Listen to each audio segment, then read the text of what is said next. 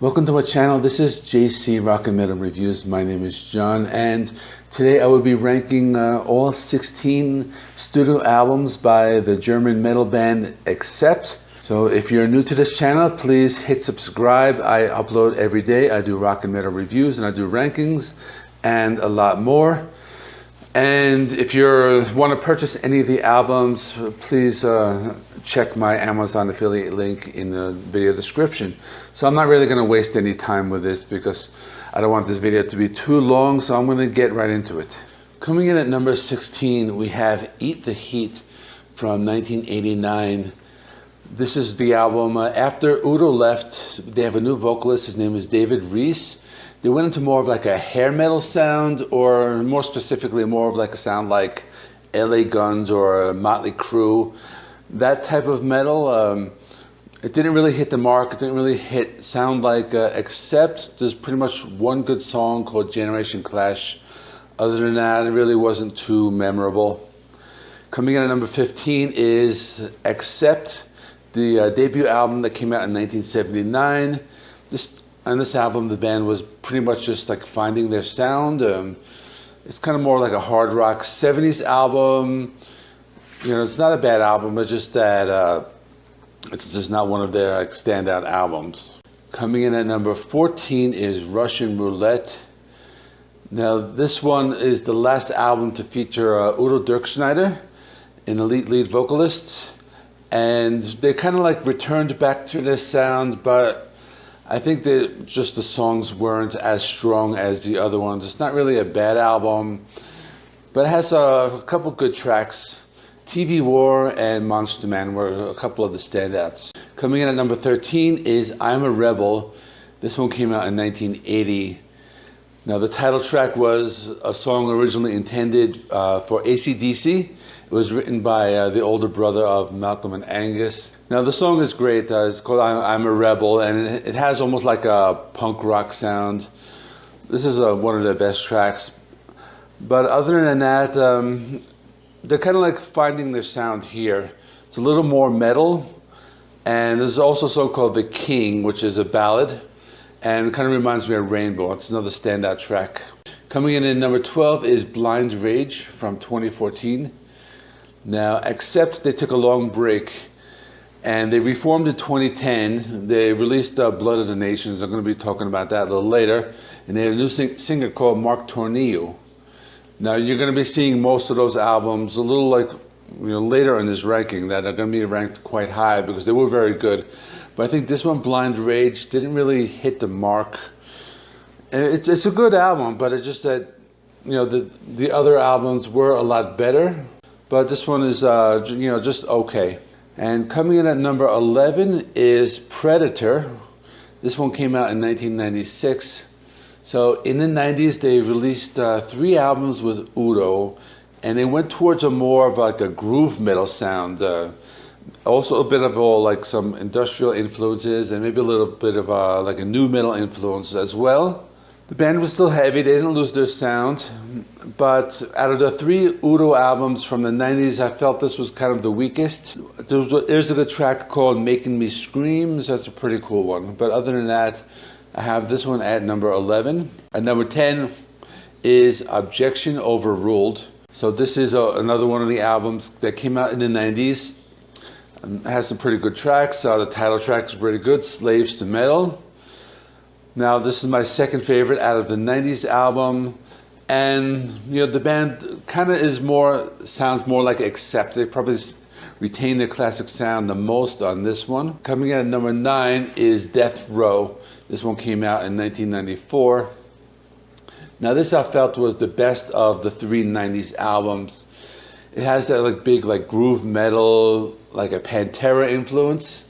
Also some like new metal and industrial influences. For example, the track Sodom and Gomorrah, and that has a really big like Pantera influence.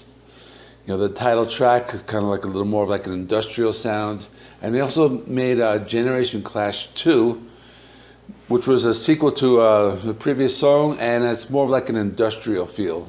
Coming in at number 8 is Breaker. This one came out in 1981. Now, this album, they found their sound, but now they're moving in more of like a heavier direction.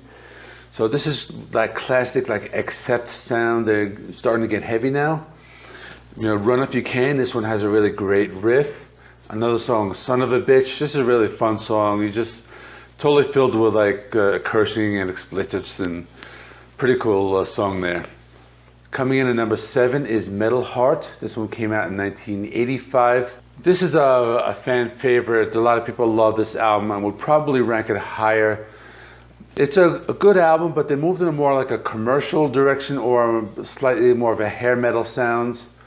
But the songwriting is very solid, and that's why it is ranked fairly high, but there's still other ones that are just a lot higher. But some good tracks, Metal Heart, Midnight Mover, and Too High to Get It Right. Coming in at number 6 is the new one, Too Mean to Die. So released in 2021. Now, I originally gave this album an 8 out of 10, but after listening to it a little more, I'm going to bump it up to a 9 out of 10. You know, the songs are really solid. You know, Zombie Apocalypse, The Undertaker, is all great stuff. I think my favorite is Sucks to Be You. I think that one really grew on me over time. Coming in at number 5 is The Rise of Chaos. This was their previous album from 2017. And I think it's like a little better than the new one. You know, it's just packed with riffs. A lot of like thrash metal and metal influences. And, you know, the album is heavy and really solid album. So a couple standout tracks are Kool-Aid and Analog Man. So this is a really great album. Coming in at number 4 is Restless and Wild.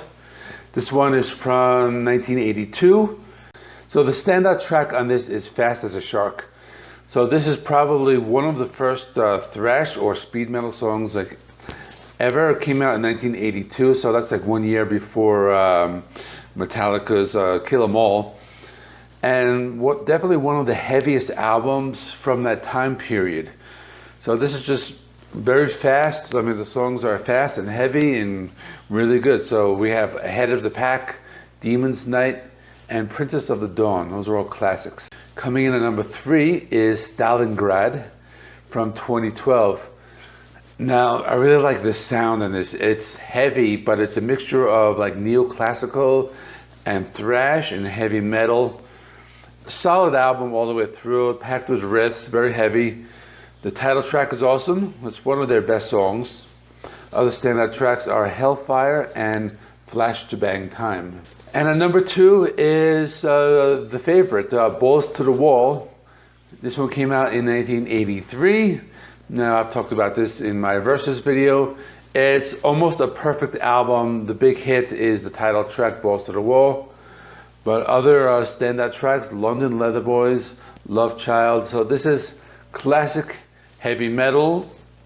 You know, it's just one of those albums that like define heavy metal in general. So I have that at number 2 because there's one slightly better, which is number 1, Blood of the Nations. It came out in 2010. This is the first album with the new vocalist, Mark Tornillo. And it's just a solid album all the way through. You know, it's heavy. They have a heavier sound, a little bit thrashy, a lot of like neoclassical influences. And they have some great tracks. So all the way through, it's a great album. They have Teutonic Terror, Blood of the Nations, and Pandemic. Okay, a quick recap. Number 1, Blood of the Nations. Number 2, Balls to the Wall. Number 3, Stlingrad. Number 4, Restless and Wild. Number 5, The Rise of Chaos. Number 6, Too Mean to Die. Number 7, Metal Heart. Number 8, Breaker. 9, Death Row. 10, Objection Overruled. 11, Predator. 12, Blind Rage. 13, I'm a Rebel. 14, Russian Roulette. 15, titled first album. And 16, Eat the Heat. Okay, that's it. Let me know what you think in the comment section. So you can comment your ranking below if you want, or you can give me your top 5 or anything you would like to comment. You may comment below. Let's kind of get a conversation going. And thanks for watching. So this has been my ranking. I will have my review of the new Foo Fighters album that just came out. I didn't really get a chance to listen to it yet. So I'm going to listen to that, get that ranking out, and you know, thanks for watching. And here are some other videos that you can check out from my channel. And, you know, like I said, please like, comment, subscribe. All these things help support me. So I will see you in the next one.